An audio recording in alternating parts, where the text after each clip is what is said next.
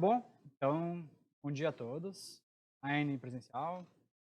Hã, bom, eu vou falar um pouquinho hoje de simulação geoestatística multivariada com restrições aplicadas a um depósito de bauxita e ilustrar, esse estudo com um caso real. Hã, quem aí já teve dor de cabeça estimando, um depósito multivariado ou simulando, sabe que é bem bem laborioso, bem trabalhoso. E, bom, então, esse trabalho ele foi inicialmente, desenvolvido pelo Marcel, na tese de doutorado do Dr. Marcel. Hã, e o nosso orientador, então, é João Felipe Coimbra, de Costa.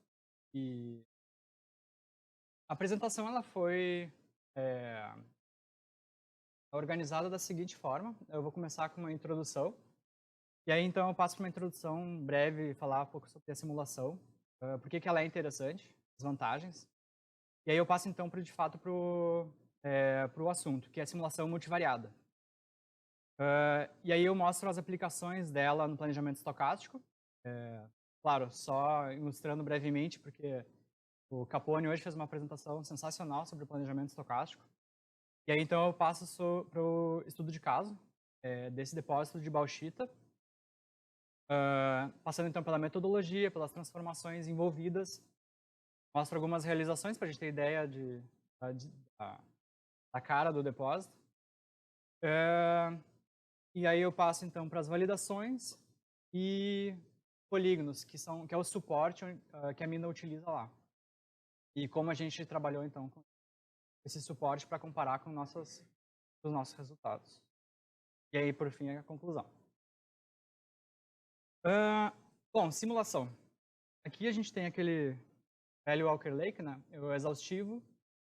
Hã, quando a gente faz a estimativa, ela em geral tende a distorcer bastante a distribuição que a gente tem dos nossos dados, né, enviesando tudo para a média. Então os valores extremos vêm para a média, tanto altos e baixos.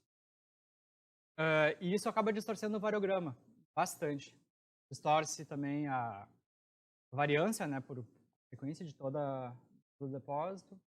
Hã, já a simulação, ela tem essa característica de onde que a gente pode então, onde a gente não conhece, não tem o valor daquele bloco, a gente pode passear no espaço de incerteza. Então, entre as amostras, a gente não sabe, e todos aqueles valores que poderiam existir nos nossos cenários, eles vão existir. Então, a gente está trabalhando com cenários equiprováveis de serem a realidade, ou próximo dela. E com isso, a gente consegue, então, reproduzir de maneira muito mais fiel a nossa distribuição. Então, aqui a gente tem o exaustivo, a estimativa por ligagem ordinária, é bastante distorcida, né? E os cenários equiprováveis simulados. E como eu falei também, da mesma forma, o nosso variograma, né? Ali o patamar do exaustivo está em 6, o patamar dos variogramas da simulação também estão em 6, cada estimativa está em 2,5. Então, totalmente não representa a continuidade espacial, né, do nosso depósito, muito mais suavizado.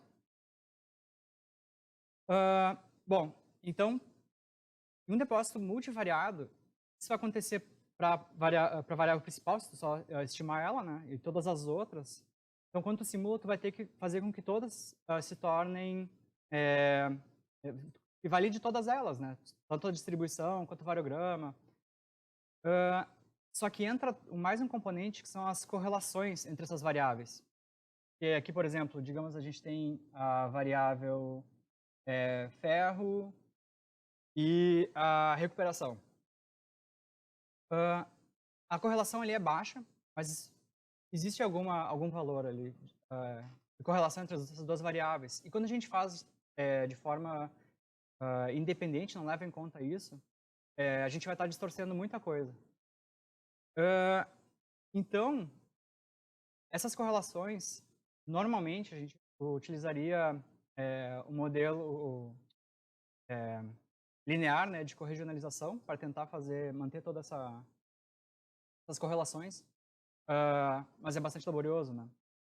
E outra coisa também que a gente tem que levar em consideração são as restrições de soma e restrições de fração, quando elas existem. Por exemplo, a restrição de soma a gente vai ter quando a soma de um determinado número de variáveis tem que fechar 100%, por exemplo. A gente tem ali componentes de sílica, alumina e mais outras, e todas elas somadas têm que fechar 100%. Então isso tem que ser respeitado em todos os cenários. Da mesma forma, as restrições de fração também devem ser respeitadas. Por exemplo, a alumina recuperável não pode ser maior do que a alumina total. E como a gente pode incorporar isso, né? Da mesma forma, eu falei antes lá sobre a abordagem clássica, né, de cossimulação do LMC. Esse método ele é muito laborioso quando a gente está falando em termos de modelagem de variograma. Quanto maior o número de variáveis, maior o número de variogramas a gente vai ter que fazer.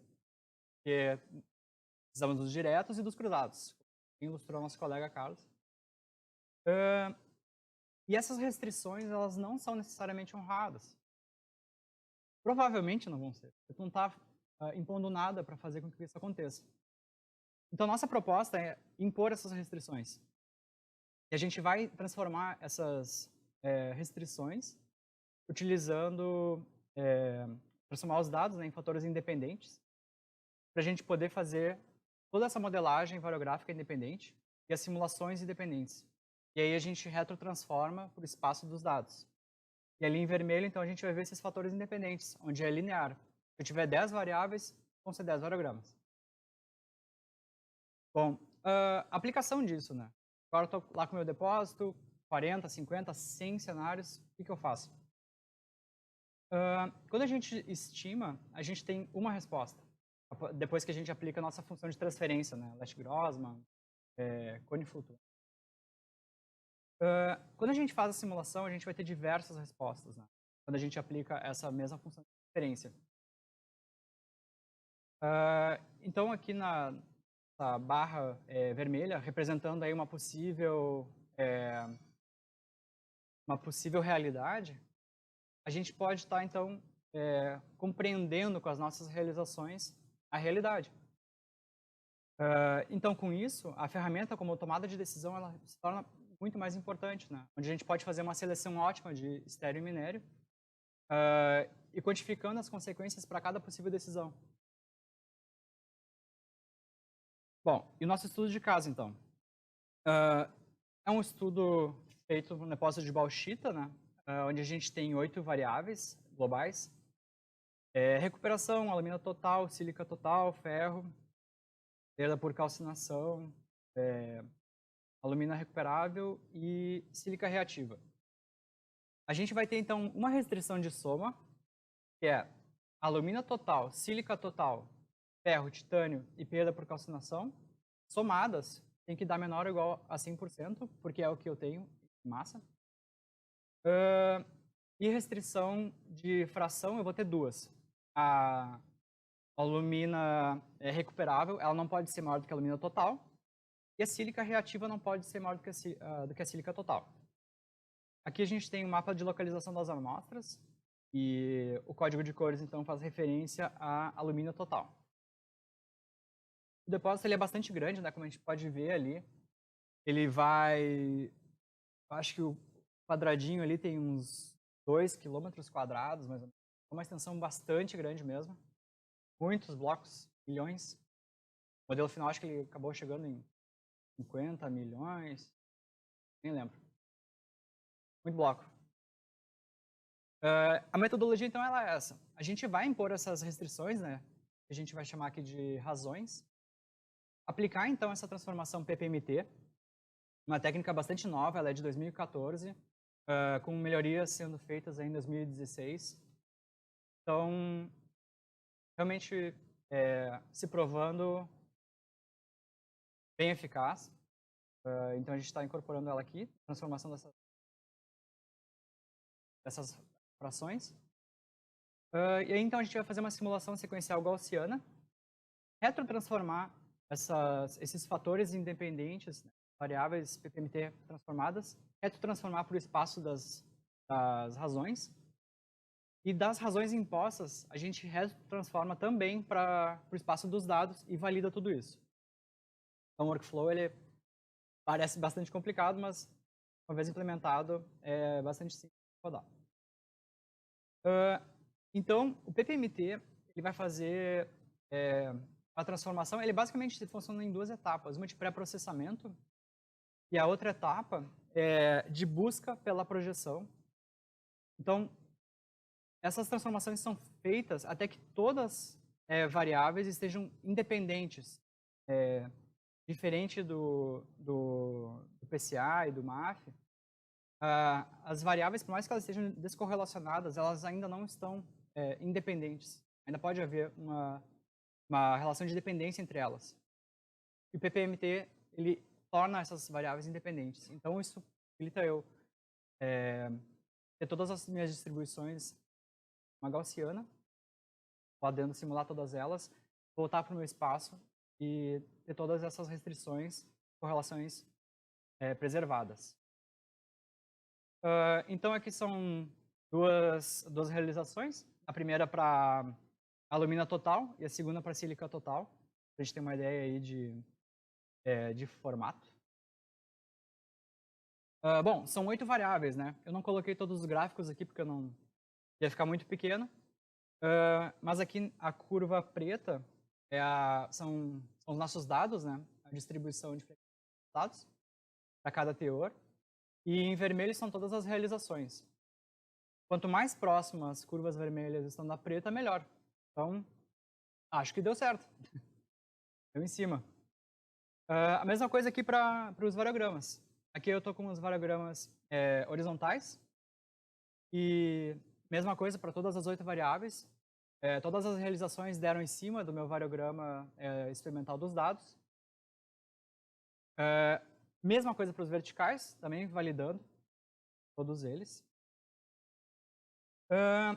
Aqui um resumo dessas correlações que eu estava comentando antes, né?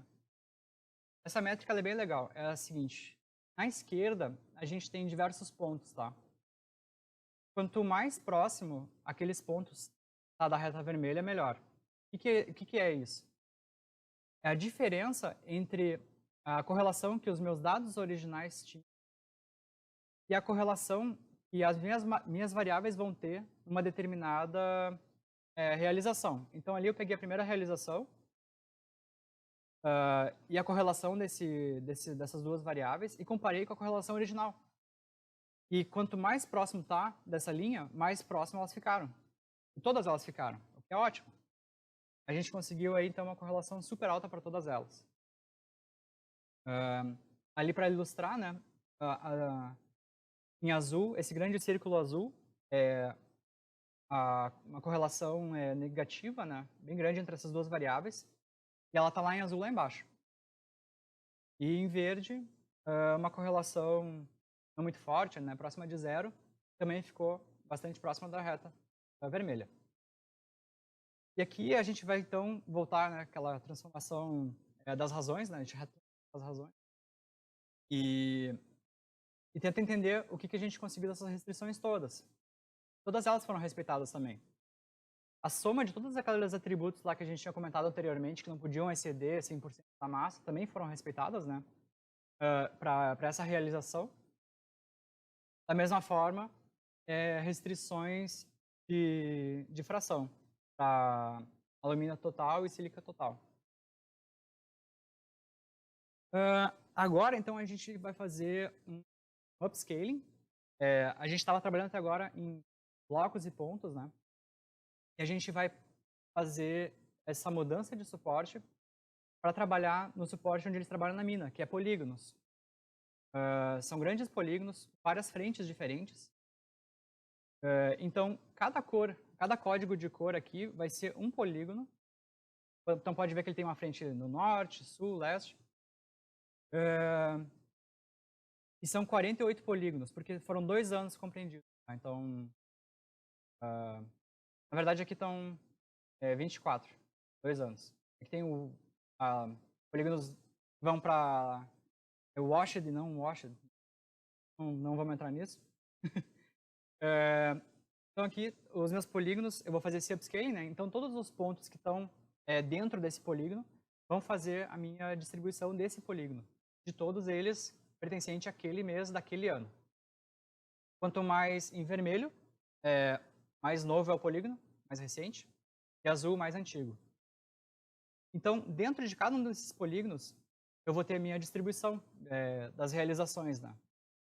Isso me possibilita ter a noção da minha incerteza de teores sobre cada um dos meses dessa produção. Então, estou comparando, né, o que eu sei de cada um desses polígonos e meses que eu estou avançando. Quanto maior a minha distribuição, maior a minha incerteza.